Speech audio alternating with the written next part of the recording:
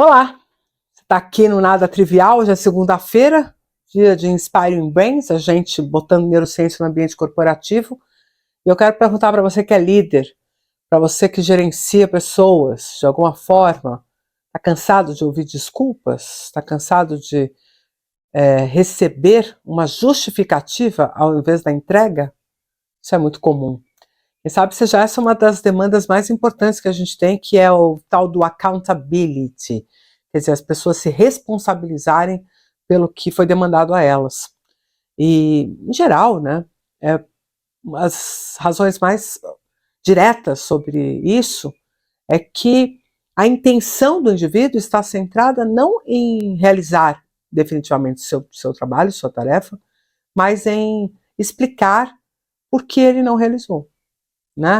Ele está mais preocupado com a percepção do entorno, especialmente a sua, sobre a tarefa, a competência, o empenho dele, do que efetivamente na tarefa em si, na entrega. E esse é o shift que precisa ser radicalmente mudado. A intenção deve estar focada na entrega. Então, na hora de liderar o projeto, nós precisamos dar conta de três possibilidades distintas que podem estar fazendo com que o indivíduo não sete, né, não qualifique a intencionalidade no lugar correto. A primeira delas é que ele de fato não tem interesse naquilo que está sendo realizado. Ele não está envolvido definitivamente no projeto, nas etapas, na entrega, ele não compreendeu exatamente para onde o time de forma coletiva está se dirigindo. E então, muito provavelmente, isso tem a ver com falta de recurso do time em manter todo mundo engajado e sabendo para onde a gente está indo, o que a gente está procurando entregar. Porque muitas vezes no contrato de trabalho, no acordo de trabalho, a gente fala sobre tarefas. E aí, quem sabe, a gente comete erros sistemáticos de discutir sobre o que deve ser feito e não centrar no porquê e o que precisa ser feito. Que aí o indivíduo ele pode discutir, a partir dessa perspectiva, qual das coisas que estão relacionadas a esse projeto que ele gostaria de se envolver. E daquelas tarefas que precisam ser realizadas, quais que ele acha que ele está competente. Porque aí a gente entraria nos dois outros aspectos que estão diretamente ligados a essa perspectiva do indivíduo estar o tempo inteiro dando desculpas ao invés de assumir a responsabilidade dele sobre a execução, né, sobre a entrega, na verdade. A primeira delas, que está relacionada a isso, é ele não ter. E aí pode ser que você esteja cometendo um equívoco, ele não ter o conhecimento ou a competência para fazer a entrega que você está querendo que ele faça. Ele simplesmente não tem o preparo. E aí, ele pode ter a vontade, mas ele não consegue. Ele pode estar interessado, mas ele fracassa. E às vezes ele até tem o recurso, mas é tão difícil para ele desenvolver, para ele usar esse recurso, que a fricção que a gente chama, né, a dificuldade emocional de superar os entraves, né, a falta de recurso, acaba impactando diretamente na percepção dele sobre a tarefa que ele tem que realizar. A tarefa fica bem mais difícil.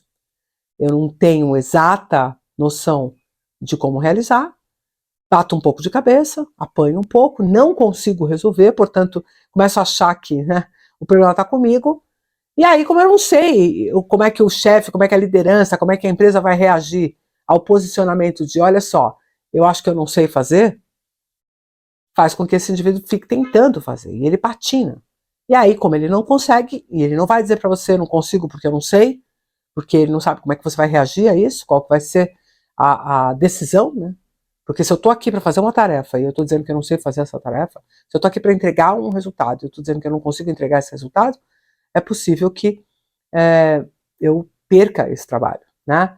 E aí o que o líder faz? Ele começa a fazer o chamado microgerenciamento de tarefas. Ele começa a cuidar de cada uma das etapas.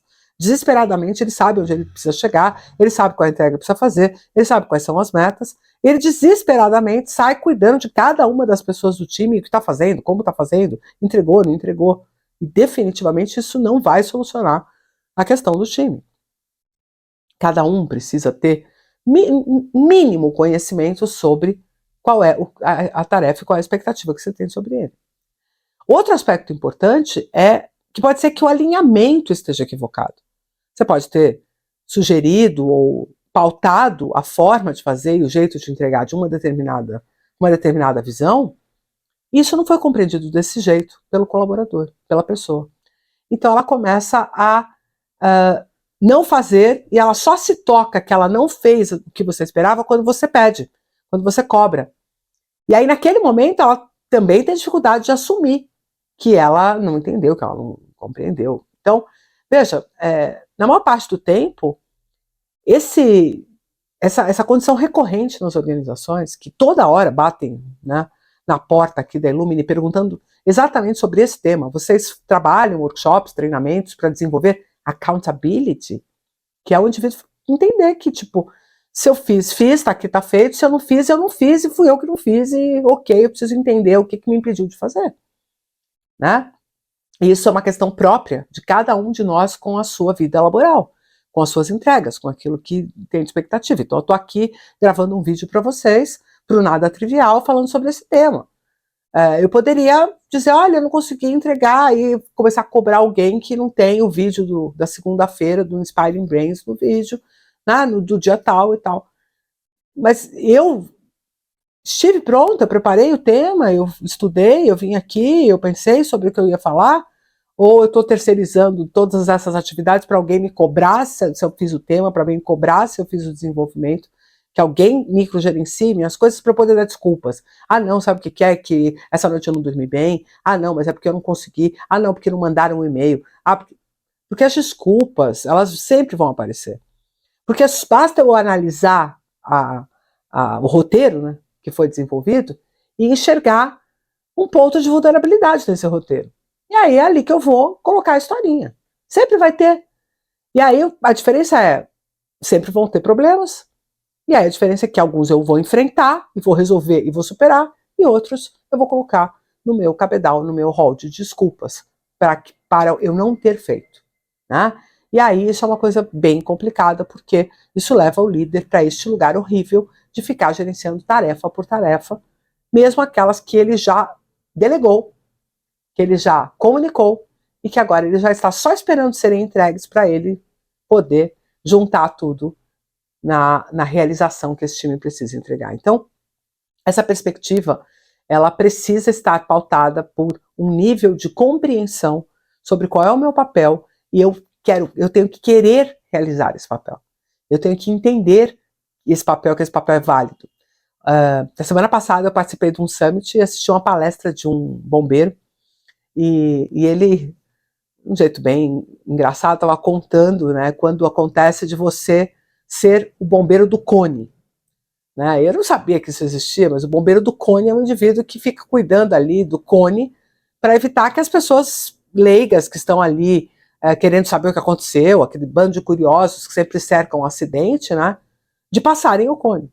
Então o papel daquele bombeiro naquele momento é ficar parado ali, executando aquela tarefa que é impedir que as pessoas...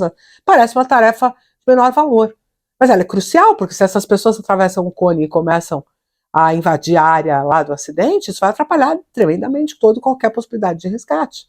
Então o papel de quem está no cone é tão importante quanto quem está lá no meio do incêndio tentando salvar as pessoas. E aí ele contou que uma vez tinha um bombeiro, parceiro dele no cone, e ele estava numa outra tarefa, numa outra situação, e um outro bombeiro acabou negligenciando uma corda e ele ia cair, esse espatifar, porque simplesmente não tinha, a corda não estava sendo segura por ninguém. E o cara que estava no cone, né, que podia estar assim, eu tô aqui no cone, que saco, ele estava tão ligado em tudo que estava acontecendo que ele foi capaz de correr e segurar a corda, mesmo sem luva, queimando a mão, etc e tal, mas evitou um mal maior, que poderia ter sido inclusive o óbito daquela outra pessoa. Então, quando a gente consegue efetivamente comunicar às pessoas sobre o que elas estão fazendo ali, obviamente que ele não estava cuidando do cone, né? Ele estava participando daquele salvamento, daquele resgate. Naquele momento, a tarefa dele era olhar o cone. Mas a qualquer momento podia ser outra, porque ele tinha um nível de responsabilização, de compreensão sobre o trabalho dele enorme. Ele podia ter simplesmente dito, puxa, não segurei a corda porque eu estava no cone. A desculpa estava pronta, né?